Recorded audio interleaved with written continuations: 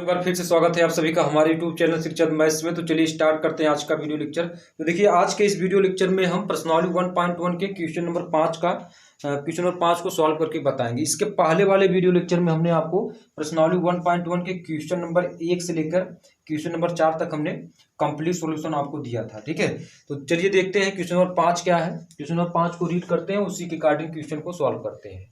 ठीक है, तो चलिए देखते हैं पांचवा क्वेश्चन क्या है। ठीक है, तो देखिए पांचवा क्वेश्चन आपका ये दिया है, कह रहा है कि जांच कीजिए क्या आर, देखिए ये आपका जो आर है ये भी आपका कैपिटल ही है और ये भी आपका कैपिटल है, लेकिन ये जो आपका आर है थोड़ा इस वाले आर से थोड़ा बड़ा है। ठीक है, यानी ये वाला जो आर है ये आपको क्या बताएगा, वास्तविक संख्याओं का समुच्चय है। ये आपका क्या है, वास्तविक संख्याओं का समुच्चय है। ठीक है, यानी ये वाला आर मतलब क्या होगा, रियल नंबर से इसका तात्पर्य है। ठीक है, तो ये जो आपका थोड़ा से इसको हम बड़ा बनाए हैं, ये इसका मतलब तात्पर्य है कि वास्तविक संख्याओं का समुच्चय है।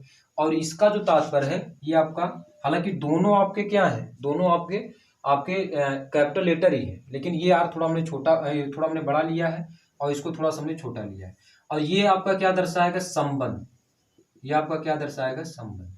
ठीक है, तो क्या आर में संबंध आर आपका क्या दिया है, ए कॉमा बी सच दैट ए छोटा और बराबर है बी क्यूब द्वारा परिभाषित संबंध सौतुल्य सममित अथवा संक्रामक है। ठीक है, ये हमको बताना है।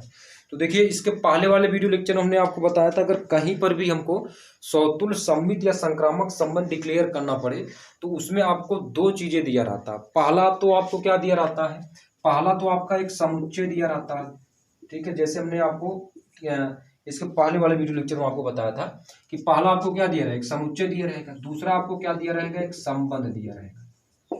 आपका क्या दिया रहेगा, संबंध है, मतलब दो चीजें आपको दिया रहता है। ठीक है, तो देखिए ये जो समुच्चय हो सकता है आपका परिमित समुच्चय हो, ठीक है, और या क्या हो सकता है, या तो आपका अपरिमित समुच्चय हो।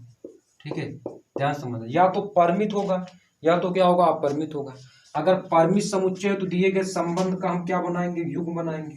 ठीक है, और अगर अपरिमित समुच्चय है तो दिए गए संबंध का युग्म बनाने की जरूरत नहीं है। ठीक है, मतलब इसको हमने आगे ही बता दिया था, लेकिन फिर भी समझो कि अगर हमारे पास समुच्चय अगर परिमित समुच्चय है तो दिए गए संबंध का हमको क्या बनाना पड़ेगा, युग्म बनाना पड़ेगा। और अगर अपरिमित समुच्चय है तो दिए गए संबंध का युग्म बनाने की जरूरत नहीं है। तो मतलब दो चीजें आपको कुल मिलाकर दिया रहता है, एक आपका समुच्चय दिया रहेगा, दूसरा आपको एक संबंध दिया रहेगा। तो चलिए देखते हैं कि हमारा जो समुच्चय वो परिमित समुच्चय क्या अपरिमित समुच्चय, पहले इसको देख लेते हैं। तो देखिए आपका ये जो आपका यानी थोड़ा जो बड़ा आर है इसका मतलब ये है, ये आपका क्या दिया, सभी वास्तविक संख्याओं का समुच्चय। सभी वास्तविक संख्याओं का क्या है, समुच्चय है। सभी वास्तविक संख्याओं का समुच्चय है। ठीक है, अब अगर मैं आपसे पूछूं कि वास्तविक संख्याएं किसे कहते हैं, तो वास्तविक संख्याएं किसे कहते हैं, मतलब माइनस इनफाइनाइट से, ध्यान से समझना, वास्तविक संख्याएं रियल नंबर किसे कहते हैं, माइनस इनफाइनाइट से प्लस इनफाइनाइट के बीच जितनी भी संख्याएं होती हैं उसे हम क्या बोलते हैं, वास्तविक संख्याएं बोलते हैं, रियल नंबर्स बोलते हैं। ठीक है, तो माइनस इनफाइनाइट से प्लस इनफाइनाइट के बीच मतलब बहुत सी संख्या होंगी जिनकी हम गणना नहीं कर सकते।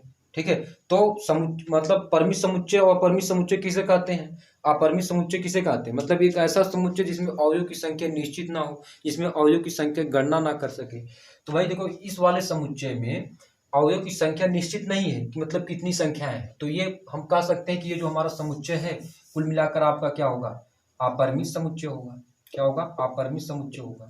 ठीक है, तो मतलब जो वास्तविक संख्याओं का जो समूह होता है वो आपका क्या होता है, अपरिमित समुच्चय ही, वो आपका क्या होता है, अपरिमित समुच्चय होता है। तो देखिए अब हमारे पास क्या हो गया, समुच्चय हमारे पास क्या हो गया, अपरिमित समुच्चय हो गया। जब ये अपरिमित समुच्चय हो गया तो अब हमको क्या नहीं करना पड़ेगा, अब हमको दिए गए संबंध का युग्म बनाने की जरूरत नहीं है। क्यों नहीं बनाएंगे, क्योंकि दिए गए संबंध का अगर हम युग्म बनाना स्टार्ट करें तो उसमें क्या होगा, अपरिमित युग्म बनेंगे। ठीक है, तो उससे मतलब कोई हमको मतलब नहीं निकलेगा उसका।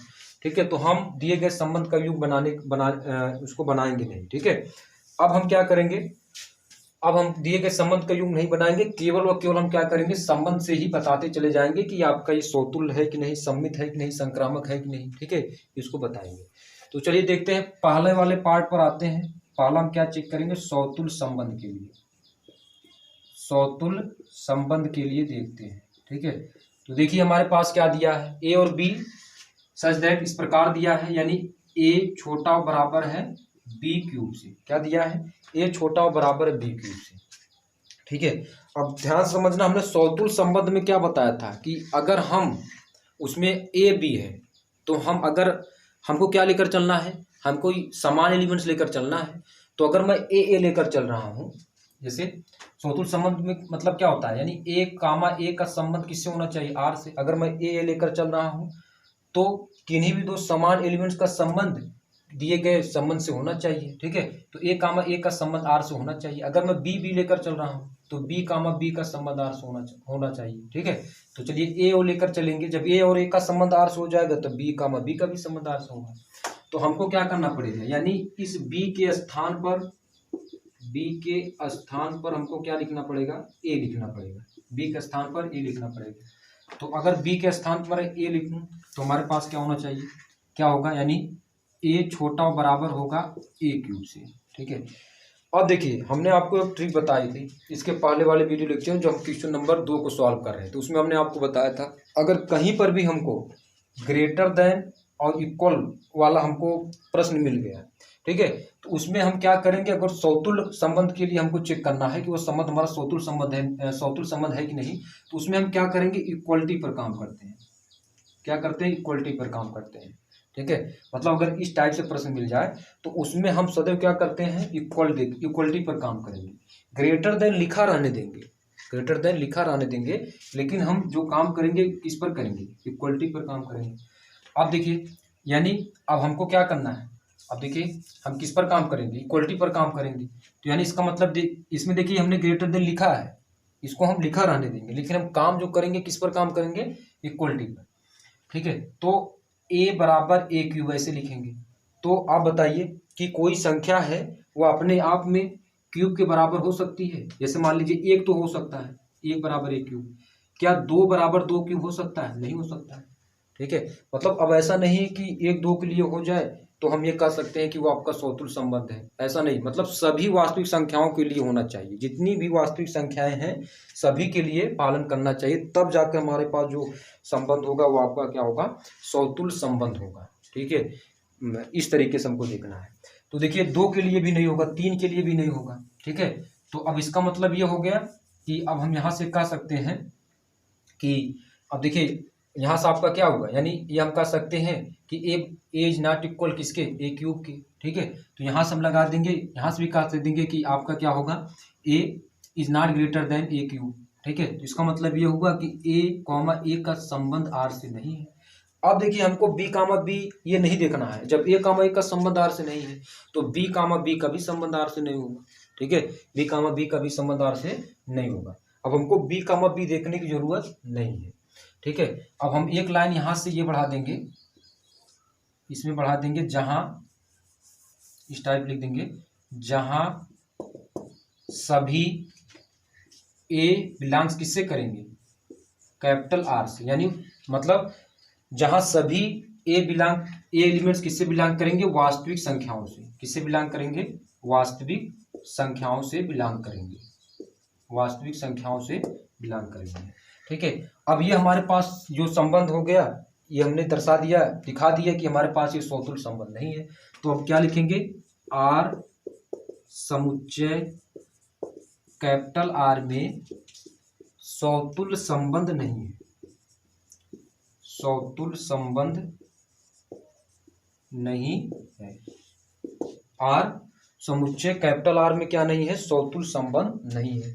ठीक है, अगर ये सौतुल संबंध तब होता है जब ये ए कॉमा ए का संबंध आर से होता है। ठीक है, तो लेकिन हम ये जानते हैं कि हमारे पास रिलेशन क्या दिया है, रिलेशन ये दिया है कि ए छोटा बराबर बी क्यूब से। तो सौतुल संबंध में हम क्या लेकर चलते हैं, किन्हीं भी दो समान एलिमेंट्स का संबंध आर से होना चाहिए। तो अगर मैं ए बराबर ए क्यूब करूं तो मतलब कोई भी संख्या ऐसी नहीं हो सकती जो अपने आप ए क्यूब के बराबर हो जाए, यानी अपने आप में क्यूब के बराबर हो जाए। ठीक है, एक तो हो सकता है, लेकिन 2 3 4 -2 -3 -4, ठीक है, ये सब संख्याएं नहीं हो सकती। तो हम लिखेंगे आर समुच्चय बिग आर में सौतुल संबंध नहीं है। जहां आपका ये जो बिग आर है वो आपका क्या है, वास्तविक संख्याओं से संबंध है। इसको हमने पहले ही बता दिया था। और ये जो आपका आ रहा है ये आपका क्या है, रिलेशन है। चलिए अब हमने सौतुल संबंध के लिए देख लिया, अब इसके बाद चेक करते हैं सममित के लिए।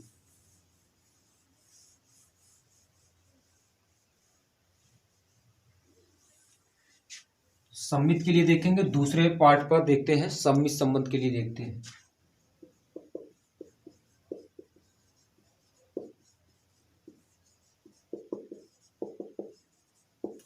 सममित संबंध के लिए हमने क्या बताया था आपको, सममित संबंध में आपको क्या दिया रहता है, जैसे ए कॉमा बी है तो ए कॉमा बी का संबंध आर, ये आपको दिया ही रहता है कि ए कॉमा बी का संबंध आर से है, ये आपको दिया ही रहता है।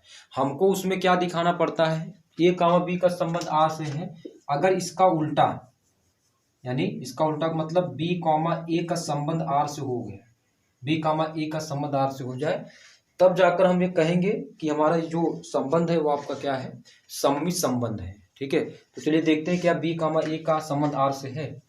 तो चलिए इसमें देखिए हमने क्या बताया था, अगर इस टाइप का क्वेश्चन है तो हम क्या करेंगे, इसमें सममित संबंध के लिए और संक्रामक संबंध के लिए क्या करेंगे, ग्रेटर देन पर काम करेंगे। किस पर, ग्रेटर देन पर काम करेंगे। ठीक है, चलिए इक्वलिटी इसमें भी लिखा रहने देंगे, लेकिन जो काम करेंगे हम ग्रेटर देन पर। अब देखो यहाँ से, यानी ए छोटा और बराबर है बी क्यूब से, इसका मतलब ये है, ये तो आपका दिया ही है, तो यानी इसका मतलब ए कॉमा बी का संबंध आर से है, ए कॉमा बी का संबंध किससे है, आर से है।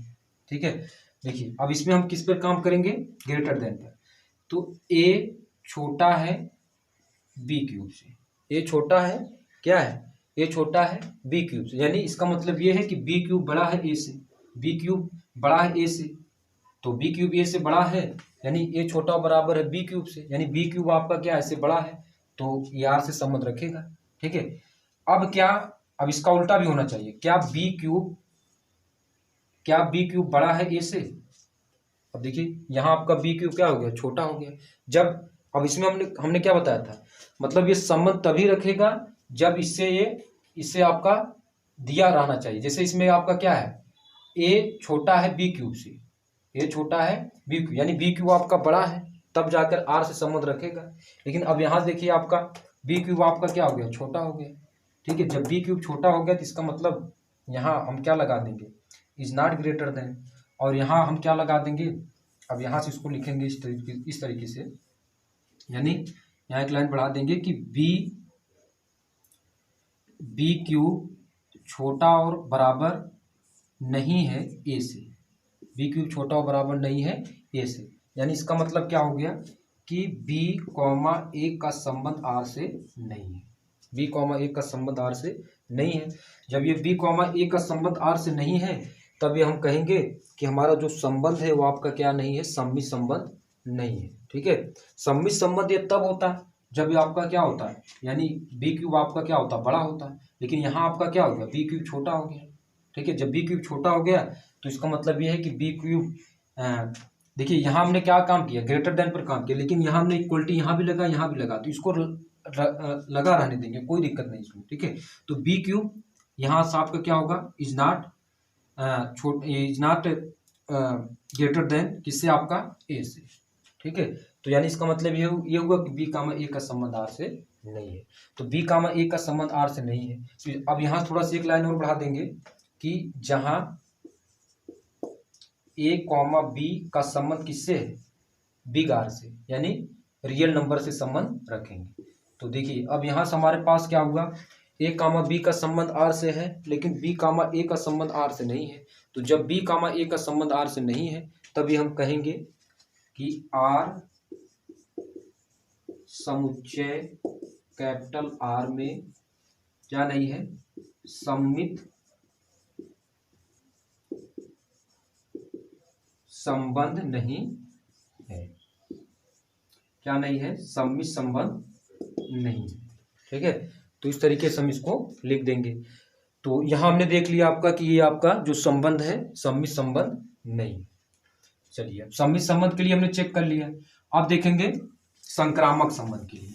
तो चलिए देखते हैं, तीसरे नंबर पर चेक करते हैं संक्रामक संबंध के लिए कि हमारा संबंध संक्रामक संबंध है कि नहीं। चलिए संक्रामक के लिए हमारे पास क्या होना चाहिए, दो युग्म होने चाहिए। अगर संख्या मानकर लगा रहे हैं तो दो युग्म होने चाहिए। चलिए तो तीसरे वाले पर आ जाइए। तीसरे वाले पे हमको संक्रामक संबंध दिखाना है, संक्रामक संबंध के लिए। ठीक है, तो आपको क्या दिया है, a छोटा बराबर है b क्यूब से। ठीक है, इसमें आपको क्या दिया रहेगा, देखिए ये दिया रहेगा, यानी a छोटा बराबर है b क्यूब से, b क्यूब ऐसा यहाँ लिखेंगे, हाँ ठीक है, b क्यूब छोटा बराबर है किससे, a से। ठीक है, b क्यूब छोटा बराबर है आपका किससे,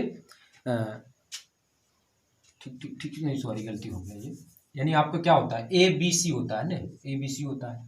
ठीक है, तो यानी इसका मतलब ये होगा कि ए कॉमा बी और बी कॉमा सी, इस तरीके से दो युग्म बनाते हैं इसमें। ठीक है, तो ए छोटा बराबर है बी क्यूब से, अब इसका मतलब ये होगा बी छोटा बराबर है किससे, आपका सी क्यूब से।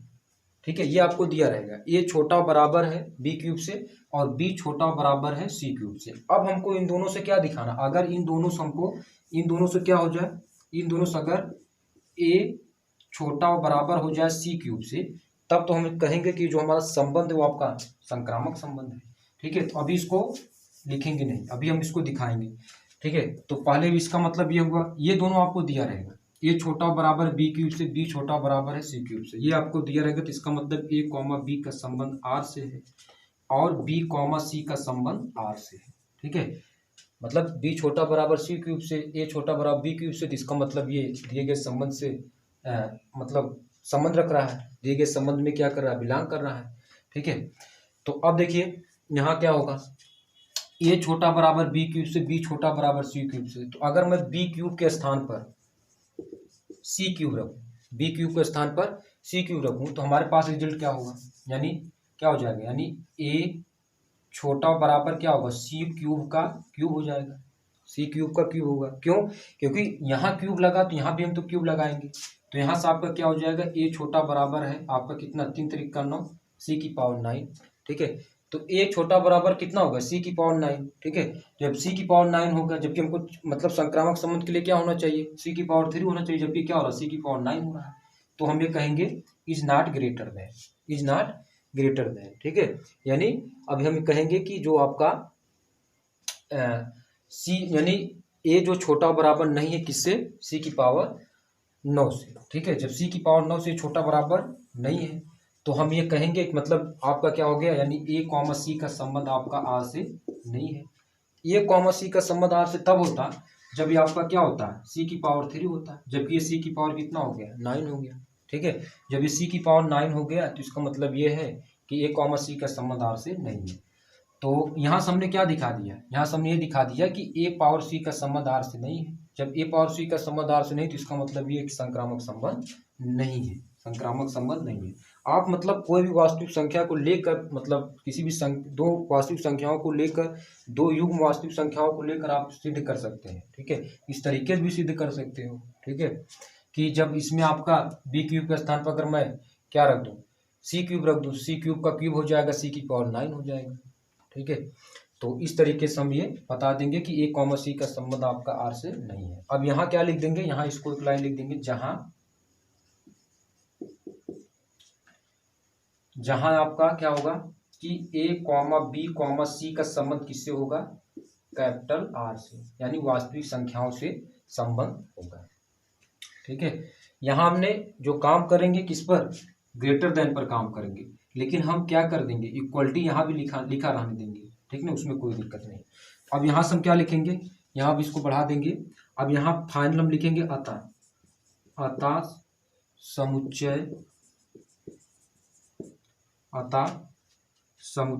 अतः संबंध आर, स्मॉल थोड़ा से ये स्मॉल रहेगा, अतः आर समुच्चय कैपिटल आर में सौतुल्य सममित व संक्रामक नहीं है।